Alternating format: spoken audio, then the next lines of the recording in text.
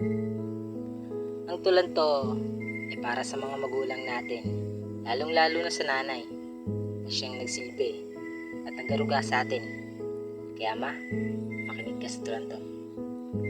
Ma, nanay, mother, mudra, o kahit ano pang tawag sa'yo, ikaw ang nagsilbing ilaw ng munti nating tahanan. Sa mga salitang to, marami akong gustong sabihin. Ma, matyaga kang nagtiis para sa ating pamilya. Ma, madalas hindi tayo nagkakasama. Ma, siyasat mo kaming binantayan sa bawat pagkilos. Ma, mananatili ka dito sa aming puso.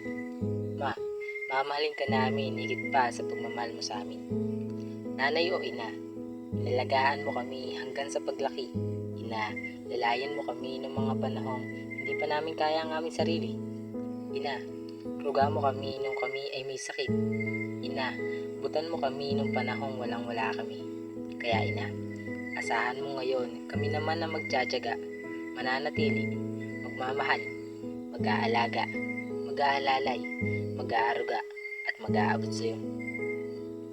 Kahit madalas, puro away sa bahay, ikaw pa rin ang siyang nagbibigay liwanag sa madilim na silid. Nanay na rapper ng aming bahay, ngayon kami naman ang mag-aalay ng isang mensaheng maganda para sa iyo ipakita na kung gaano ka kahalaga. Ilaw ng tahanan na sa amin ikinanahan. Hindi mo kami pinabayaan sa kahit anong laban. Kaya ngayon, hayaan mo akong magsalita ma at sagutin ka. Sagutin ng mga tama sa pagmamahal na salita. Huwag kang mag-alala. Gusto ko lang magpasalamat sa lahat ng sakripisyo mo.